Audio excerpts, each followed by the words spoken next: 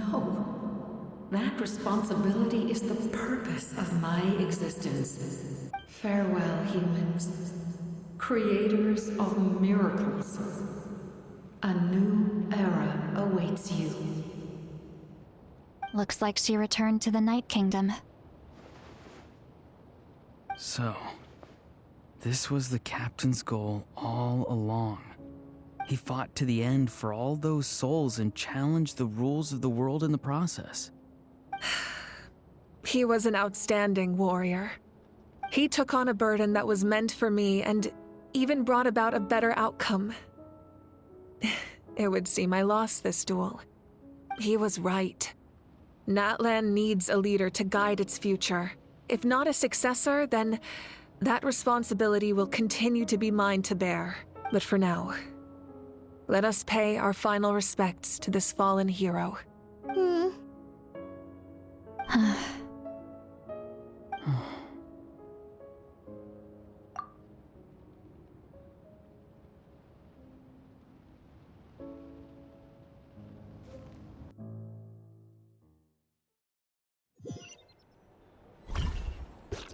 To my sister, Hine.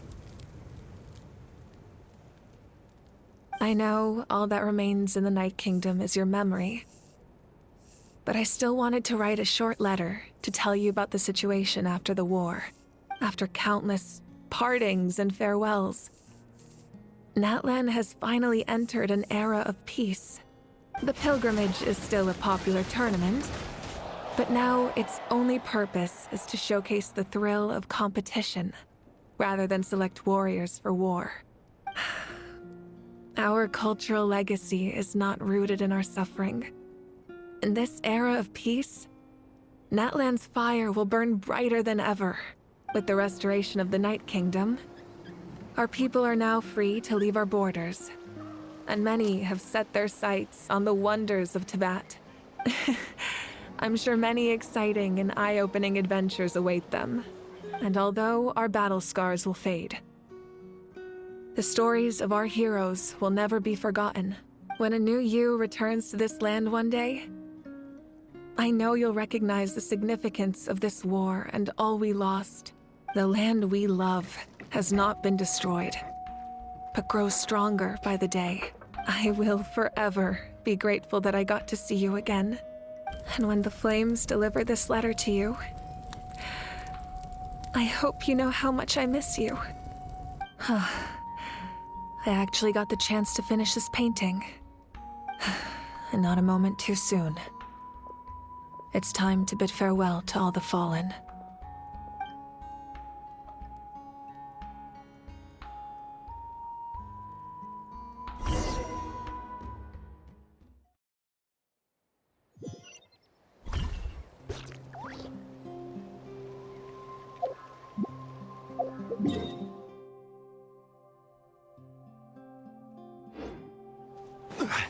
Hey, is that part new?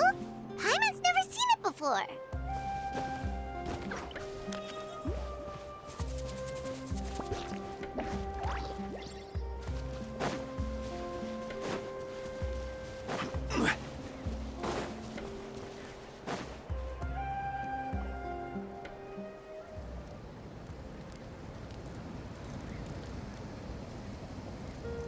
We are gathered here today to bid farewell to all who lost their lives in this war. This struggle has caused us profound pain and brought us face to face with loneliness and loss. But through it all, our bravery and resolve never wavered, and we never lost sight of victory. Even the tiniest of sparks can unite to become a blazing fire. They lit our way forward and showed us the path to victory. When our homeland is revived and life blooms again, they will return to us with the first rain of spring. It is just as our poem describes. We are the inheritors of memory and legend, those who grew alongside sun and wind, those who forged our own destiny and future. That is Natlan's fire, the lifeblood of our nation. The fallen are never truly lost to us.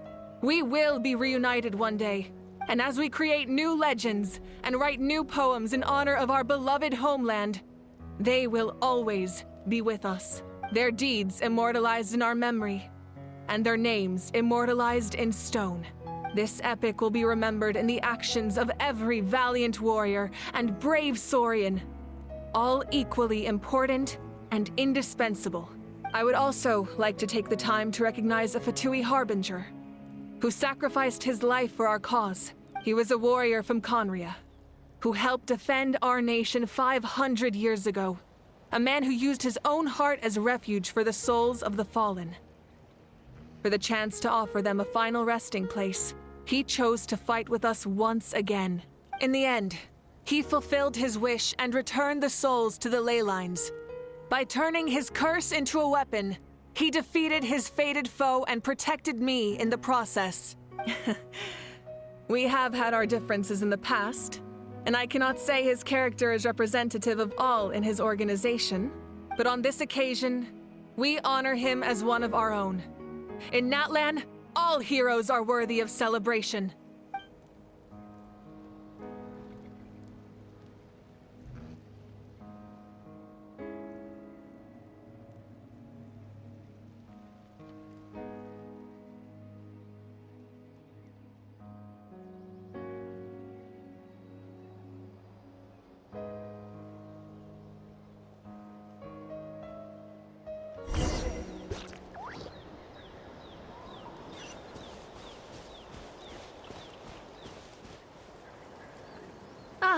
Our heroes here. Is there something you want to discuss? The forces of the Abyss have always sought to corrode Teyvat. The ley lines were created by the Heavenly Principles, and it's only with their protection that Teyvat is able to nurture all forms of life. If the Abyss had free reign, this world would become a living hell. We saw that for ourselves. Any attempt by humanity to harness the power of the Abyss is met with swift punishment. The Heavenly Principles and the Shades show no mercy in that regard. That unyielding approach is also the source of great sorrow and hatred. The situation goes beyond a simple discussion of right versus wrong. Perhaps the truth will reveal itself during your future adventures. Oh, isn't it obvious? The Ode of Resurrection didn't take effect at all. Your own strength is what allowed you to keep fighting, as well as the moral support from everyone in Natlan. Still, moral support is also an important, if underappreciated, effect of the Ode of Resurrection. The captain's subordinates sent us a letter he left behind. After our duel at the stadium, he asked Tsaritsa to remove him from the responsibility of obtaining the Gnosis, and his request was granted. The captain respected the outcome of that match and refused to violate his principles. But since this is the final Gnosis, I doubt that Tsaritsa will let the situation stand. Perhaps a replacement Harbinger will be sent here soon. I'll make sure to be prepared.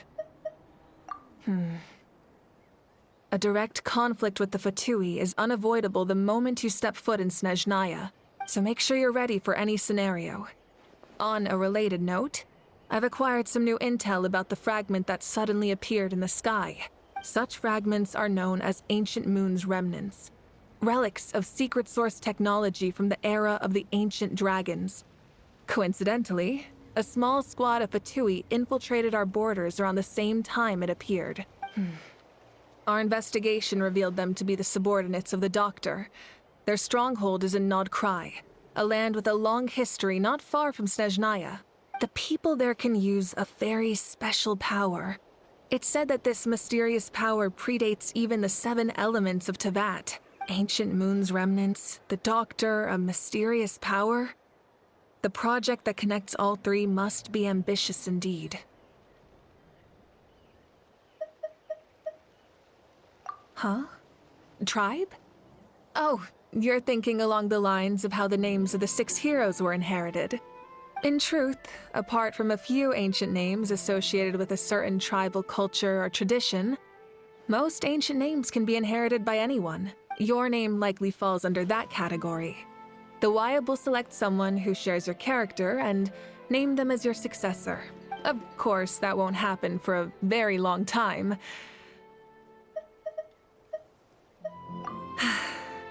The long journey of the Pyro Archon has now come to an end. Together, we overcame darkness and death to accomplish something truly remarkable. As we celebrate your glory, allow me to thank you once again. This time, just as Mawika. Thank you for the respect, understanding, and support every step of the way. An honor we share. You can keep chatting with your friends nearby. I think I'll stay here for now and watch over them.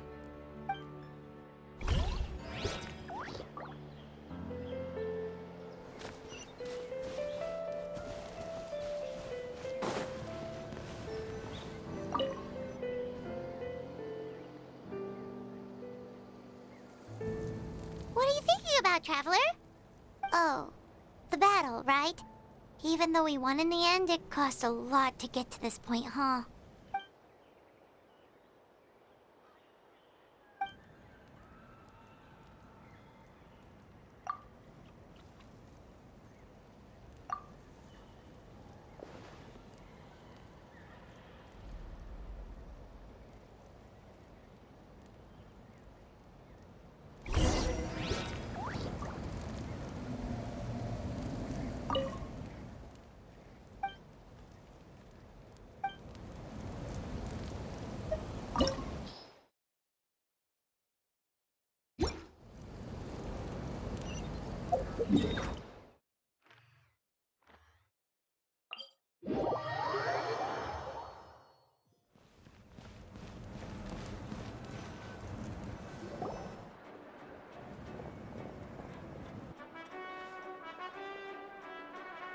Story! Story! I want to hear a story! Come on! Tell us! Tell us! Well, you kids don't miss a beat, do you? All right. You can be the first audience for this new tale. Let me know what you think. Now, where to begin? Want to stop and listen to the story? Sounds pretty fun! This is a story of the great heroes of our time. There are 3 great heroes at the center of this tale. The first is an outlander known as the Traveler, a warrior of great strength, completely immune to the power of the Abyss. Most importantly, the Traveler is kind and brave, someone who treasures those around him. You could call him a natural-born hero. Yeah, he's super strong! Tell us more! Hey, just let him finish the story!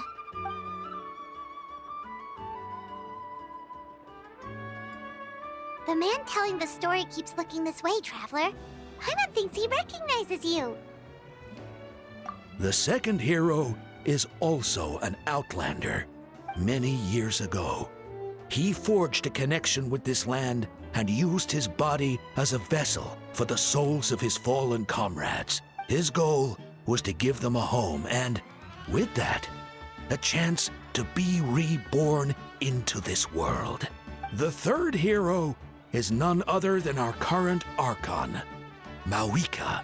Not only is she a powerful and respected figure, but she also commands the power of the Ode of Resurrection, which can bring people back from the dead. With the support of 6 heroes from 500 years ago, she united Natlan against a dangerous foe. Now, this story truly begins with the arrival of the Traveler in Natlan.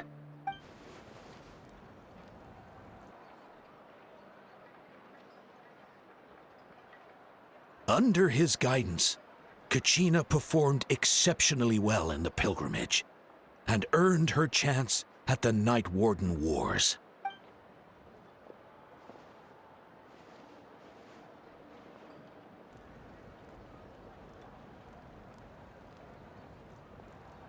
Suddenly, the sky turned dark. The sacred flame went out, and Gasoithoth appeared.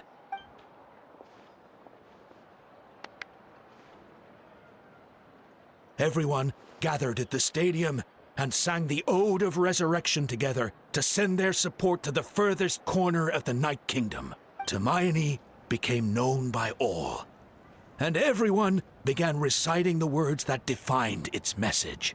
In the beginning, there was darkness, until someone set themselves aflame. Only then did the universe know light.